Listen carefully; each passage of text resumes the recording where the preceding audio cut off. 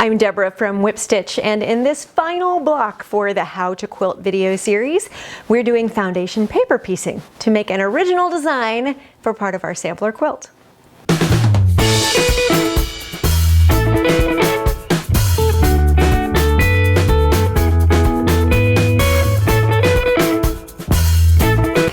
Foundation paper piecing uses paper foundations with a printed design to attach the fabric in a stable way that allows us to create seams that would be impossible in any other way. There are lots of foundation paper pieced patterns out there, and I particularly love foundation paper piecing. I think it's really meditative and enjoyable.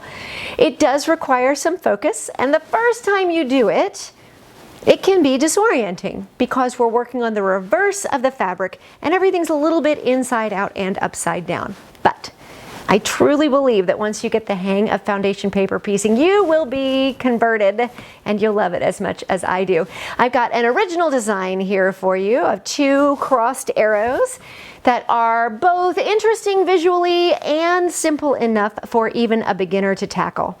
They also offer lots of options for playing around with your colors of fabric as you put it into the body of your quilt, so even experienced foundation paper piecers can have fun with this design. Our foundation paper pieced pattern was exclusively designed for the How to Quilt video series, and it has these two crisscrossed arrows in our background. You'll notice that in the printed pattern, the colors of the arrows aren't the same as in our sampler quilt. That's okay. The printed version of the pattern has shades of gray to indicate where colors are different. The same shade of gray is the same fabric throughout the foundation paper pieced design, but you have the absolute freedom to mix these up however you like. This particular graphic shows colors that are different from the colors that I'm using in the sample that you're going to watch me construct.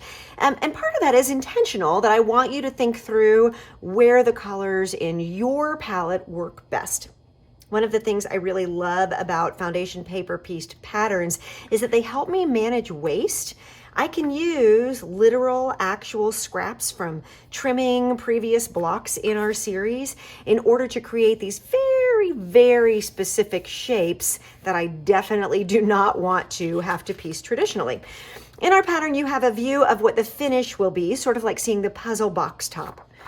You also have a coloring page so that you can use colored pencils or markers or whatever you choose to play around a little bit with what you want your block to look like. You can make multiple versions of this particular page and color it until you're satisfied with where your design is going to go.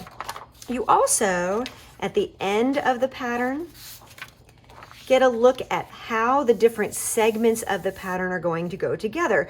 So this will be the assembly diagram for how we will stitch all of these individual segments into our finished block. And you can see that it's the same, except it's going to show the wrong side of our fabric. The individual segments look like this, and they come on multiple pages. These are printed actual size, which means, like with any other printed pattern, that I do want to take the time to use my ruler and verify that my printer has been playing nicely with me. Otherwise, these templates aren't going to measure out to 12.5 inches finished in the final block down the road. You also have some instructions printed right here on the pattern page for you that we're going to print this out with no scaling at 100%. We're going to use our paper scissors to cut out each of the individual templates that we're working with. And then, as I'm going to demonstrate, we're going to stitch to the wrong side of the paper, the unprinted side of the paper. We're going to stitch our fabrics here. So I'm going to do a couple of them for you while you watch, so that you can see what the technique is like, and then I'm going to walk you through making this entire pattern. Back when we talked about tools and supplies, I talked about this sew line glue stick.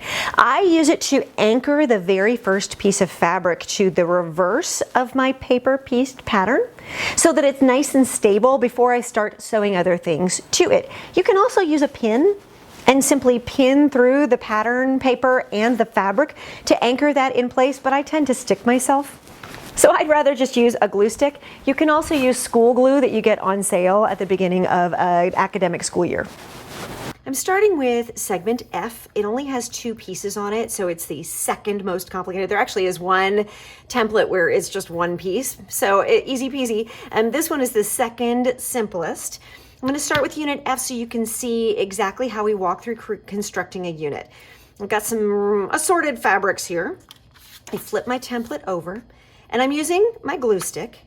And again, this can be like school glue to cover up this segment, which is numbered 1, F1, F2. So we start with number 1 because that is how we count. And I'm just going to test out some different bits from my scraps to see if any of these are big enough. And what you might find is none of them are, and you'll need to go to a larger piece of fabric. What I need to be able to do with this piece of fabric is have it extend beyond the dotted line on my template. The solid lines will be stitch lines. The dotted line is the edge, the outer edge of my seam allowance, so it's like my safe line. So once I find a piece of fabric large enough, it doesn't have to go beyond the edge of the paper, it just has to go past that dotted line. And I've glued it in place right side up. This has become the right side of my finished piece. For the second piece here, I need to, and again, I'm not following the colors, I'm just using some scraps to demonstrate. I need to cover this piece, but I'm going to sew here. So what I want is for it to end up like this, where it's covering it. But that means I have to flip it this way on the other side. And where that gets tricky is when I flip it that way, like I know once I sew my seam, it's going to be big enough, but I don't know where that stitch line is. And we can use a bright light to make that easier to see. So here in my sewing room, I've got this super bright light available. And when I hold my fabric and paper up to it, I can see the lines of the printed pattern through the fabric. Even this very dark fabric, I can see that. Which means that when I take my second fabric, if this here is the actual stitching line, then I know if I place my fabric over that stitching line, that it's going to be caught in the seam. I can look at it from the other side as well. So there's the blue fabric. Here's the green fabric. Do you see that shadow? So I can look there. And since this is my stitching line here, I can see the fabric and know that when I stitch it down, it's going to be caught in place. One of the first and best tips that I can give you based on my experience doing foundation paper piecing is to shorten your stitch length. So ordinarily, your sewing machine will default to a particular stitch length. Some machines, the number actually has a real meaning, and others it's just a number. For my machine, for example, 2.5 is the default stitch length, which actually means that each stitch is 2.5 millimeters long. I have another machine where you set your stitch length and the stitch length is like C. It doesn't actually mean anything. There's no real world measurement reference there. It's just that, each one is bigger than the one before. For my machine, rather than that 2.5 stitch length, when I do foundation paper piecing, I reduce it to 1 or 1.5, a much shorter stitch length. What this does is it allows you, because you're taking more stitches, to tear the paper away more easily down the road. If you forget to shorten your stitch length, it's not that big a deal. It's just a little messier. When you rip the papers out, the shorter stitch length perforates the paper in a way that makes it simpler to remove it. The other thing you can do is purchase foundation paper piecing paper, which is specifically manufactured for this purpose. It is slightly thinner, but it will still feed through a standard inkjet printer and maybe a laser printer, but definitely an inkjet printer, so that you can print these patterns out and it will tear away very simply and neatly for you when you get to the end of this design. I'm going to put my needle down and stitch on the line all the way across. It's helpful to go beyond the line by about 1/4 of an inch.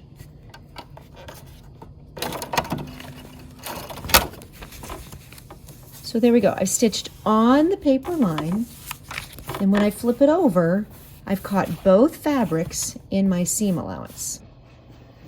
At the iron, I open this fabric out and I press. Paper, fabric, the whole thing. Nice and crisp. But I don't use steam.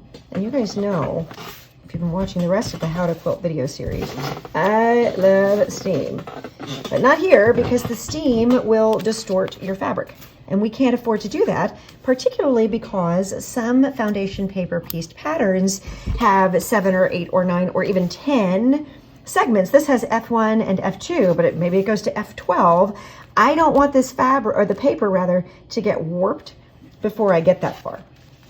Once I've pressed and I've confirmed, we flip it over and we can see the dotted line is inside the edges of the fabric. I'm going to open it back out and trim out my seam allowances. You can see that little bit of ghosting there? Just barely see the darker fabric through it. I don't want to spoil the effect, but I also work with a lot of irregular shaped fabrics in foundation paper piecing, and I don't want all that bulk. So I trim out my seam allowance and give it one more press. And then at the cutting table, if I want to finish out each of my segments, and I do, I'll use my clear acrylic ruler. You can see from that solid stitching line to the dotted safety line, it's 1/4 inch because that's my 1/4 inch seam allowance. I'm going to trim all the edges off at the dotted line, because later I will assemble all of these segments together to make my finished block. Do consider that for your needle and your rotary blade, this paper can be really hard on them, and you may, at the end of a session of foundation paper piecing, want to consider replacing both your needle and your rotary blade with something fresh. So there is a foundation paper pieced unit. Let's do another one. This is unit G. So it's G1, G2, G3, G4, G5. You can see the numbers all the way across. We're working on the wrong side. I'm going to start with my glue stick because I want to anchor this center fabric so it doesn't shift while I'm working. And I can take a bunch of random bits of fabric and check to be sure that they're large enough for me to do each section.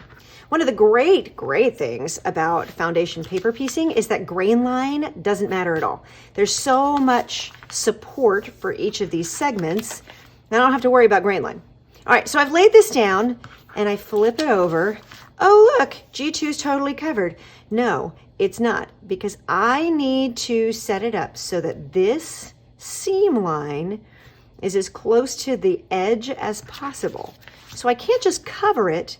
I actually have to set it up reversed.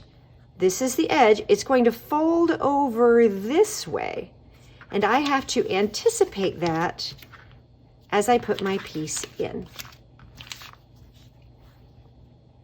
So I'll line it up, I'll hold it up to the light and verify before I go to the machine and stitch it in place.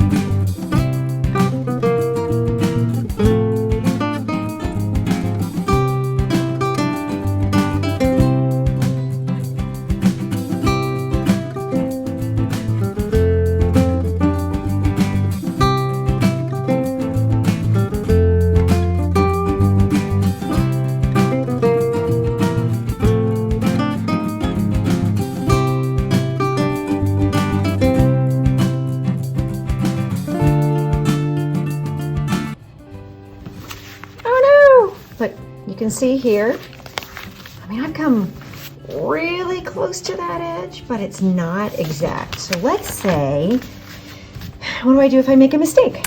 At some point, as you are foundation paper piecing, you will make a mistake. And one of the things that I have told my students for years, decades, literally, a lot of us have an inside voice that's kind of mean to us, right? We make a mistake and we say, oh, I'm so stupid. Or we make a mistake and say, oh, I screwed it up. Or we do something incorrectly and we go, I ruined it. Now I have to start over. You get to start over in sewing. Isn't that magical? Isn't it wonderful? It is such a gift to know that I can make an error. And what's my worst case scenario? I print the pattern out again and I start it over? That's amazing. How many times in life can you make a mistake and just toss it out and start with a new one, and it doesn't matter. You don't even have to say you're sorry. You can say thank you. Oh yeah, I made that same mistake again. That's right. I'll remember next time. It's amazing. This is therapy, y'all. So keep your seam ripper nearby and understand that at some point you will need it. Not, oh, I hope I don't need it, but rather, oh, I'm gonna need that. Even the most experienced foundation paper piecers out there occasionally make a mistake. You know, and that can be a mistake like, oh, I put this fabric on, you know, right side up and I have to take it out and do it again. Or it could be a mistake like, I got a little prideful and too big for my britches and I was sure this tiny scrap of fabric would fit and it just doesn't. It doesn't cover what I need it to cover. Keep your seam ripper nearby, and every time you use it, would you consider thinking to yourself, wow, I'm glad I can fix this so easily? Because there are so many things in life that we can't. Isn't it nice that this is a place where we can?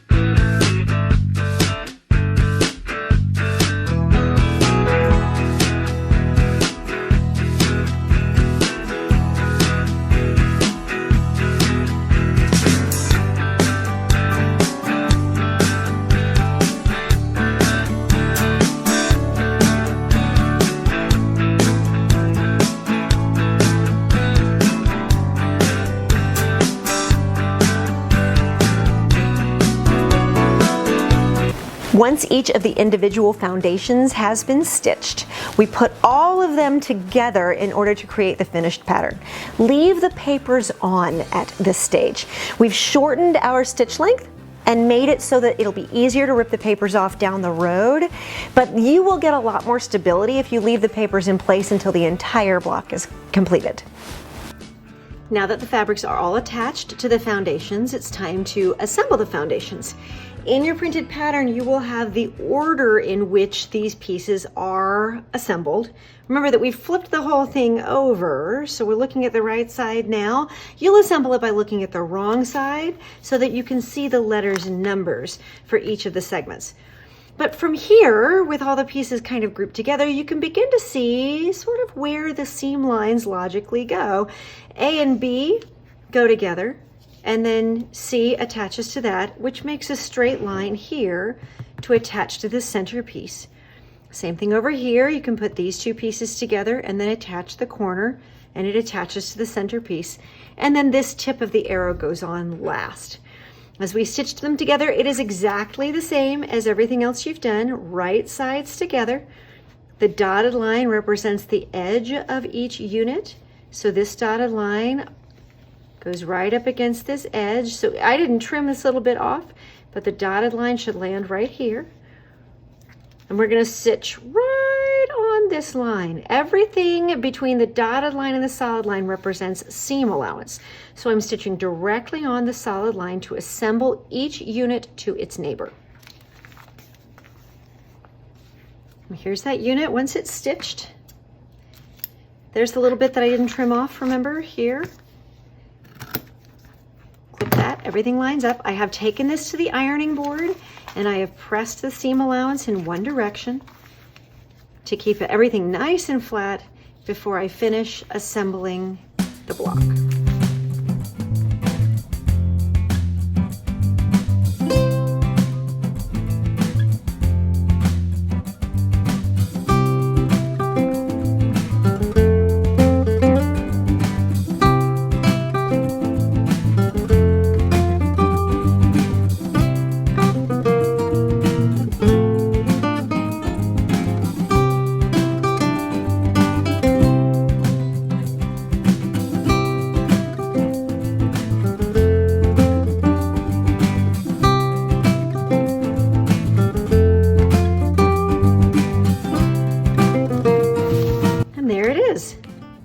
You should not need to do any trimming. The precision that foundation paper piecing gives us means that it ought to come in right at that 12.5 inches.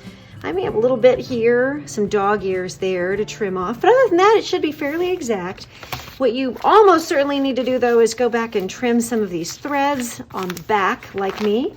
You might also want to consider changing out your sewing machine needle because sewing through these papers can cause it to dull pretty quickly. And that's it.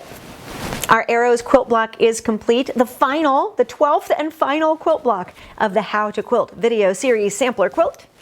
I recommend leaving the foundation papers on the back of this quilt block until you are all ready to put it into the quilt top. But I do acknowledge that some quilters don't. Once they finish an actual block, they trim it to size and then they remove the papers before assembling the quilt top. That's what we are doing in the next episode of How to Quilt.